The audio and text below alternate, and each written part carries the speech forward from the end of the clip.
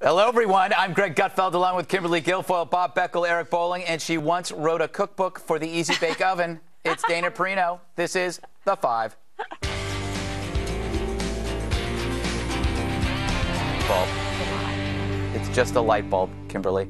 Yesterday, in an interview with Fox News host and my squash partner, Bill O'Reilly, President Obama slapped Fox News for covering stuff like the IRS and Obamacare.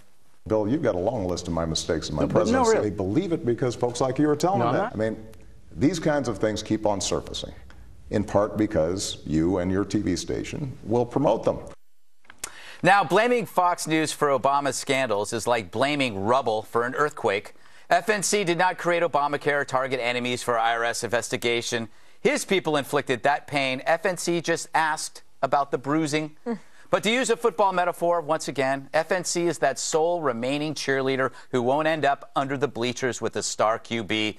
Sorry, O. We aren't like all those other MSM floozies. Anyway, if you dislike the president, his evasiveness will irk you. If you dislike O'Reilly, you'll think that he's rude. But if you're like me, you're like, why is this part of the Super Bowl? I mean, isn't the game enough? I don't want politics on this day. Maybe that's because I get it every single day of my life. But if I were the president, I'd do nothing on that day but eat nachos and break wind. No. In that order, nude. See, I'm a food separator. I don't like the steak touching my potatoes. I'm the same way with sports and politics, no mixing. And besides, if I want to see older men puffing their chests, the Red Hot Chili Peppers are at halftime. Shirtless. Gross. I do have one gripe, however. It's this. I mean, there were some risks if you have lone wolves or small cells of folks who are trying to do some damage. What happens is you have an attack like this taking place, and you have a mix of folks who are just troublemakers. You have folks who have an ideological agenda. Folks! When we now refer to terrorists as folks, it's time to retire the word. The nice couple who run the hardware store, they're folks. Terrorists, they're murderous a-holes. Let's keep that separate, too. KG, sorry. I'm so tired of hearing the word folks applied to everything. I don't even know any folks. Well, ban it. You're the king of the universe anyway. I banned it months ago. No one listens to me, Kimberly. No one was listening. Nobody. I'm still traumatized by the naked thing. Yeah, that was not. What did you make of the interview? I thought it was a very good interview. In fact, I wasn't expecting it to be as hard-hitting since the hard hits are supposed to come during the game. Oh, but metaphor. I'm wondering if the president's people are rethinking the advisability of sitting down with Bill O'Reilly, who clearly was very well prepared, knew exactly what he wanted to get to, and he got after it. So I'm happy for him. I'm happy for Fox. And, I don't think it was a great interview for the president. But you know what? I'm glad he did it, and he sat down with him, and he should come and do interviews with Fox more often and answer the questions and make him a better man and better presidency. Bob, do you think interviews like this change minds? Well, folks, let me tell you. No, I don't. And I agree with you. I don't understand why we have to have a political interview before the Super Bowl. I mean, one day off would be just fine. Have the interview the next day. I think O'Reilly did a good job. I frankly think Obama did a little bit of a job that you people think, evading things. But, folks, that's the way you do it on Super Bowl Sunday. Eric, the argument for having him on Super Bowl Sunday is that you get 100 million people that see him that normally don't.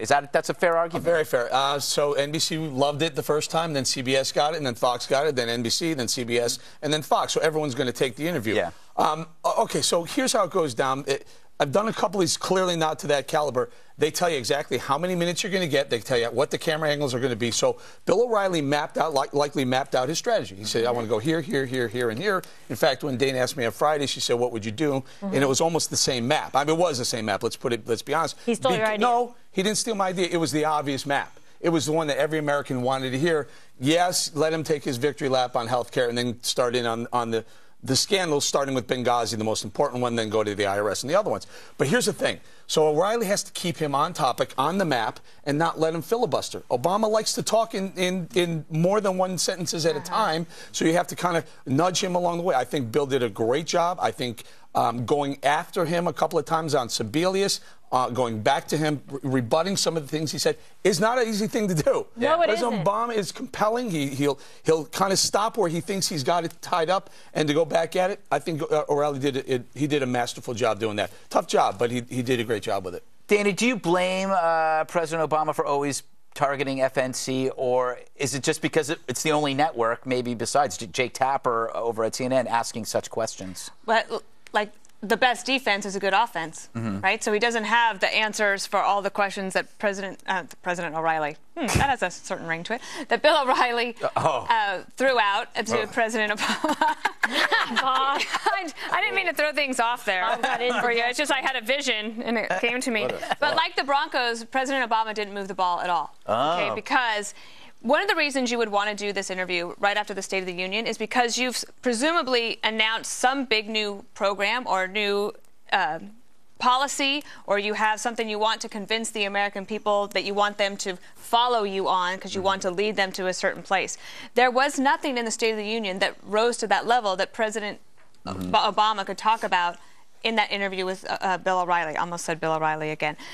President Bush only did one of those interviews. It was in 2004 with Jim Nance when CBS had it.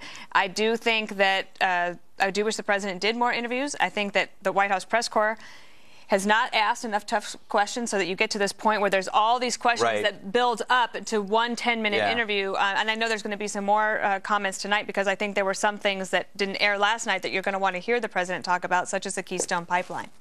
Good and that's going to be on O'Reilly tonight. 8 p.m. Eastern. KG, I want to play a shot for you. This is Obama on his fumbles. Play away. You were very generous in saying I look pretty good, considering I've been in the presidency for 5 years. And I think part of the reason is I try to focus not on the fumbles, but on the next play. Do you think that's a wise strategy? Shouldn't he figure out why he's fumbling? He doesn't really care. He's trying to move it forward, right? As long as he feels like he's moving the ball down the field, he's okay, because he has a certain agenda that he wants to get to, and with each passing minute, hour, moment, day, he's running out of time, right, to effectuate all of these ideas that he has, get them done, put it in place for his core ideology. Yeah, sure, he should focus on, if he wanted to be a complete person, on why things go wrong and how he can do it better, but he really doesn't have time for that as far as he's concerned. You know, the idea of focusing on his fumbles, immigration and everything else he's got to try and get in. That's true. Yeah. But, you know, if you focus on your phone, why go back and go over it again? I mean, I just don't I think it's exactly right. You look down the road. But when Eric says that everybody in America is concerned about Benghazi, they are not. I mean, I know we've gone over this subject over and over and over again, and I will guarantee you it's not going to be a voting issue. I mean, it will be because Hillary is running. It's going to be brought up. When you ask, let's put it this way: when you ask Bill O'Reilly's faithful audience, what are the most important things to ask President Obama? I'll guarantee you Benghazi, IRS, and 95% of them are going to vote for the Republicans. So okay, but you know, so what Bill is doing, we don't just have Republican viewers. My audience is concerned about this, and maybe you should be too. So if his audience is X million people, when he's got 115 million on the hook, say, hey, maybe Bill turns 5 or 10 million people over to start watching Fox News on occasion. I think it's a brilliant strategy. It's great. All right, I want to... we are the winners. Yes. Let's play this Obama shot on when he's talking about the IRS. I got to get to the IRS. What some people are saying is that the IRS was used at a local level in Cincinnati, maybe other places, to go after. Absolutely wrong. You're saying no corruption? No. None? No. There were some boneheaded decisions out of a but local no mass office. Corruption? Not even mass corruption, not even a smidgen of corruption. Obviously. Okay. I like the use of the word, Dana, smidgen. It's not used enough in the American language. You don't take that personally, English. do you? That was unnecessary. Okay. I am a smidgen of a human being. No, you're a smidgen. But he always kind of uses the idea that it's incompetence and not corruption. Is that okay? It's like, there's so much incompetence that they keep fumbling the ball. Yeah.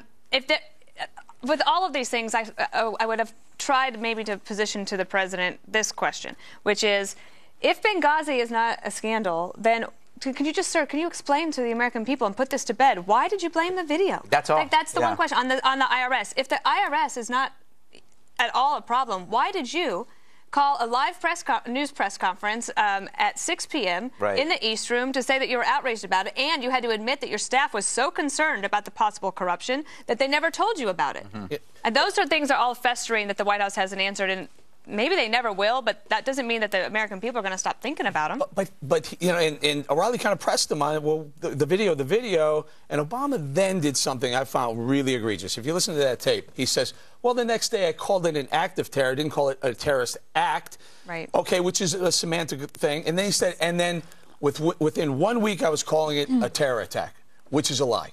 It was not within a week, because we have September 20th when he was on Univision. He said, we still don't have enough information. September 24th, he was on The View saying, we don't know what it was. And September 25th, hold on. That was Candy Crowley, September remember? 25th, 2 weeks afterwards, President Obama said, we don't have enough information, and that was at the UN podium speaking to the world. Can you explain to me why it is, with all these things you talk about, the IRS and Benghazi, the rest of it, Congress has held 10, 20, 30, 40 hearings. And there is not a corruption in the IRS. There's a lot of bad, he said, boneheaded decisions. But if you're going to call it corrupt, prove it. But then why can't you do anything to change boneheaded decision-making? If that's happening everywhere, from Health and Human Services to the IRS to other places, why then doesn't anybody ever be held accountable for that? If you don't get caught, it's corruption. When you get caught, it's incompetence. Boneheaded. Yeah, it's boneheaded. What's that how it works? That's a football made of bread. Oh, I was at a eat bar, and the guy, Blau Gans in Tribeca, and they were making these sandwiches, and the sandwich was a football. Is it still cute. soft, or it's hard now? You can't eat it. Yes, exactly. Look how big my hand. It's perfect size. It's so cute. You know, these high jokes are getting really tiresome. Hey, do you want to do the Hillary tweet real quick? Sure. All right. Hillary tweeted during the thing. This is what she wrote. She said, "It's so much fun to watch Fox when it's someone else being blitzed and sacked." Hashtag Super Bowl. Presumably she meant the Broncos and not Obama, right? I have no idea. It's kind of funny. Yeah, it wasn't bad. Twitter is going to, if presidents are going to start doing their own, presidential candidates are going to start doing their own Twitter, we are dumbing down the presidency. But do you think she did that? That's a stat. I don't know. Right? I don't know. She might have said it, and then somebody said, "Hey, that's funny. I'll tweet it for you." But it's like funny in your family room when you're watching the game. It's not funny to the country. Oh, okay. And what does it say about the presidency? The arbiter of what's funny on Twitter, Dana. Dana. I was hilarious on If it was Twitter. attached to a dog photo, you would have said genius. But, you know, look, it works every time. It does, sadly, but true. All right, when we come back, more from O'Reilly's shootout with President Obama on Super Bowl Sunday. Not sure shootout is an appropriate term. Next on The Five.